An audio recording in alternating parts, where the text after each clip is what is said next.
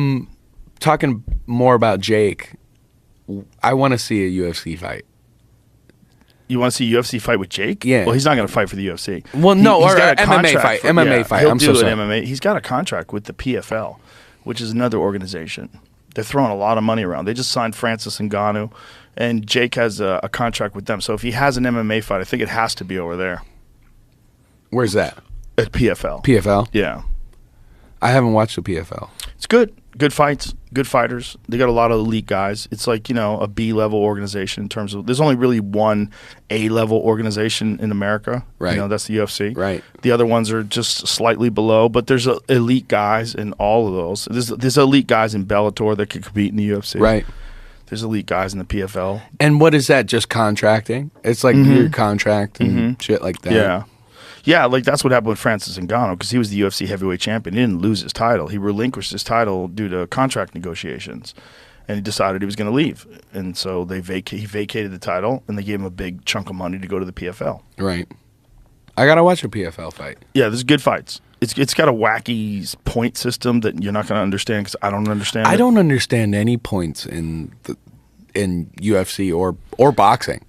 Oh, like when it's like a 10-9 round, like that kind of thing? Because I'm like, well, you watch, and I know, albeit I know nothing about fighting, but I'm like, that dude definitely won that round. But it always seems to be so close, kind of, but it's always like unanimous decision is whenever the judges all agree. Yeah. It's all the same.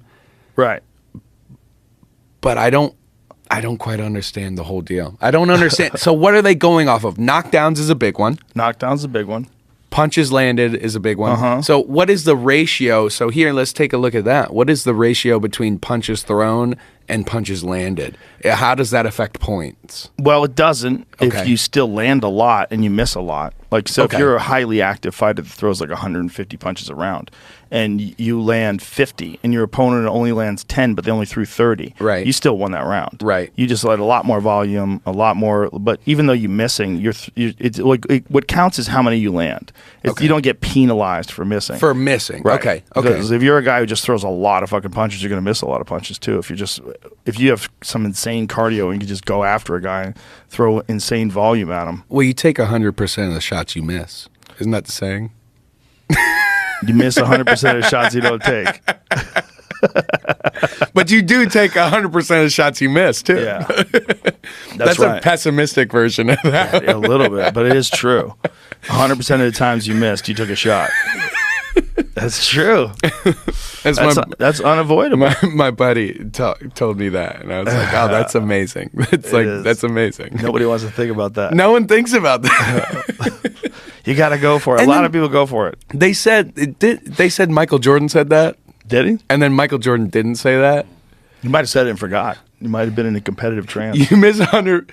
Oh, it's Wayne Gretzky. You miss 100% Wayne of the shots you don't Gretzky, take. Michael Scott Yeah. included in the quotes. Michael Scott said it after Wayne Gretzky. Oh, that's funny. Michael Scott's probably one of the most legendary characters of all time. How about the fact that guy went on to play that creepy DuPont guy in that movie? What was that movie? The wrestling movie? Foxcatcher. Did you ever see that movie? No, sir. It's a crazy movie, but he plays this like really fucking creepy dude. He did an incredible job. The makeup is good. Yeah, it was really good. Good movie. Can't recommend it enough. Channing Tatum? Mm-hmm. Young Channing Tatum? Yeah. What year is Yeah. that? 2014. Steve Carell kills it in that movie. It's Did- a really good movie, man. There's some fucked up things about that movie, like historical inaccuracies, because it has Right. to do with some real wrestlers, and they took some liberties with the story. Sure. But Steve Carell nails it. If you just want to just see it as a movie and Yeah. not think about it being whether it's accurate, Yeah, because I'm totally clueless about it. it's So, interesting. It's just I- crazy that that's the guy from The Office. He's so good. Yeah, man. He's so good. Crazy He'd range. do it. Have you met Channing? Oh, my God. No.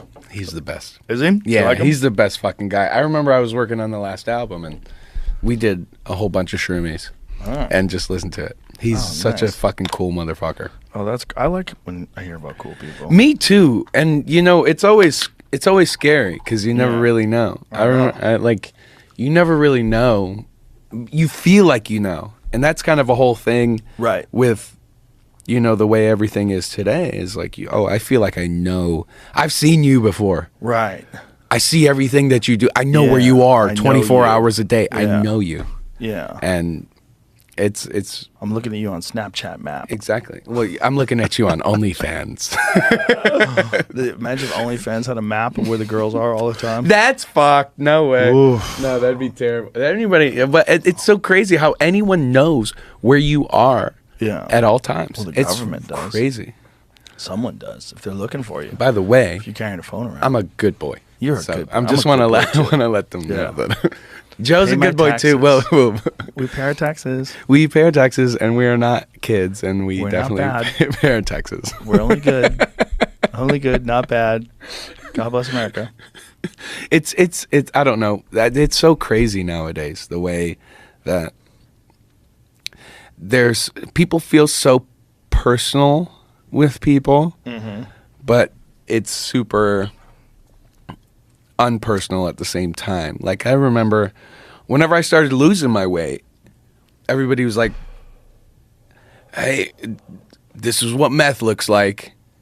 And I started like dancing on stage and having fun and having more energy and just enjoying life again. You know what I mean? Like I mentioned, I was shitty for a long time, but I had my baby and I'm in a great fucking spot.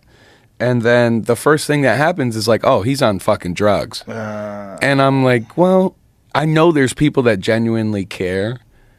Right, and they're concerned that maybe you are on drugs. Right. Right. But there's also people that are just like, all right, kids, this is what fucking meth looks like. Yeah. And definitely not on meth.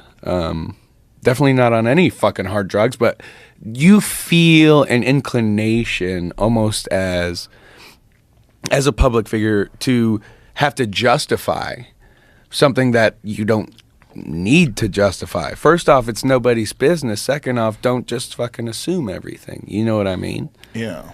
It's like, so I was like, hey guys, not on fucking drugs. And I know that's the crazy part is because I know there's people that really give a shit. But there's also a lot of people that are just like mean.